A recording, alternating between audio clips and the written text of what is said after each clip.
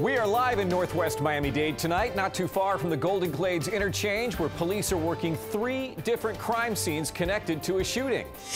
And this news is still developing as we go to air at 11 p.m. Hello, I'm Brian Andrews. Initial reports say this all started as a drive-by shooting. CBS 4's Maggie Newland is live at 7th Avenue and 153rd Street, where investigators are trying to put this all together. Maggie? The long arm of the law finally caught up with an accused Christmas time armed robber. Miami Gardens police arresting 25-year-old Charles Lovett for an armed robbery at a CVS store on 119th Street back in December. Police say he is the guy on surveillance video taken along with another man who has not yet been arrested. A clerk is seen handing money to one of them while the other blocks the front door of the CVS. Traffic was snarled on the Overseas Highway in the Lower Keys this evening because of a head-on wreck at Cudjoe Key. That's where the blimps fly and the deer are. The Monroe County Sheriff's Office tweeted out that the US 1 and mile marker 22, which had been closed for more than an hour, has just now reopened. Now at 11 o'clock this evening, we head to Broward County in the case of a missing FSU student who hasn't been heard from in more than a week.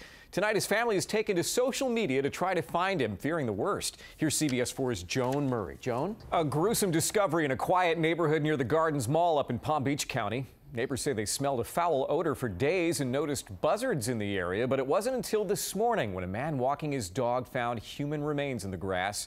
Sheriff's deputies have not released a lot of information on this case, and neighbors say this is the first time that anything like this has happened in that area. To Jacksonville now, where the trial of a man who says he killed a teenager in self-defense in an argument over loud music continued. Michael Dunn's fiancée ended the day with emotional testimony. She was with him at a gas station in Jacksonville where he says he shot 17-year-old Jordan Davis back in 2012. Dunn says he fired in self-defense because Davis threatened him with a gun in a heated exchange over loud music. However, prosecutors say a weapon was never found on the teenager. Back here in South Florida, a peace rally for the Trayvon Martin Foundation. The event held in Miami Gardens, getting celebrity help. Meantime, it looks like the George Zimmerman fight against rapper DMX that garnered a lot of controversy this past week when it was announced has been canceled. The organizer tweeting out this evening that he's more concerned about what people think than the money he was going to be making. Democratic candidate for governor Charlie Crist is doing an about-face when it comes to U.S. policy on Cuba. The Republican-turned-Democrat says the United States should lift the trade embargo against Cuba. However, he sang a different tune when he served as the state's governor, as a Republican, and as an independent Senate candidate back in 2010, supporting the embargo. Crist now says if the U.S. wants to bring democracy to Cuba, the embargo has to go. Coming up, they're calling it Snowbama, a giant ice sculpture of our commander-in-chief. The Justice Department out with new guidelines on how it will treat same-sex couples. Plus, CBS 4's Jim DeFeeti with an investigation you won't want to miss about a young man who claims he was framed for murder. A morning fire at a hotel on Miami Beach causes a major headache for dozens of residents. The fire started around midday at the Alamo building near Indian Creek and 41st Street.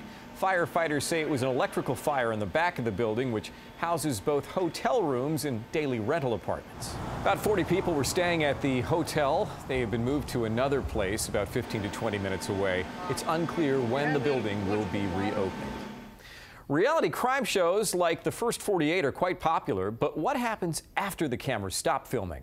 For one South Florida man arrested and jailed for 2 murders he did not commit, he'd only get his freedom back through a twist of fate worthy of a Hollywood script. Here's CBS 4's Jim DeFeeti. Taiwan Smart has hired civil attorney Joe Clark and is suing the Miami Police Department for wrongful arrest, claiming detectives were more interested in making an arrest for the TV show than finding the real killers. We asked the police department for comment, but they declined.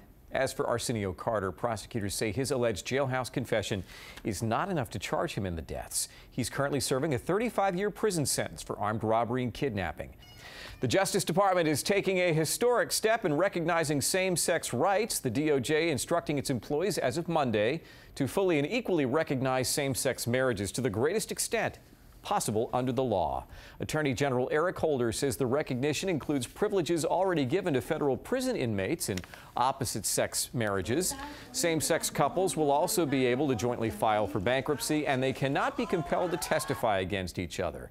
The extensions of rights applies in federal courthouses and in proceedings with Justice Department employees.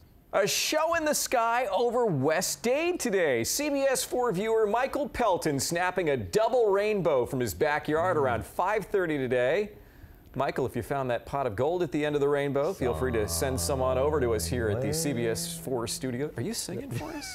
I'm trying, but I can't sing at all. All right, here is the tweet, ladies and gentlemen. By the way, we love your pictures. Tweet us anytime at CBS Miami. Claudine Caro tweets, loving meteorologist John Giraldi, always accurate. The two of you pros with a punch. Ooh, with a punch? Punch. Left hook. All right. Give me that right hook weather forecast. Yeah, you want a good one? Yeah, come on. No, I would do it.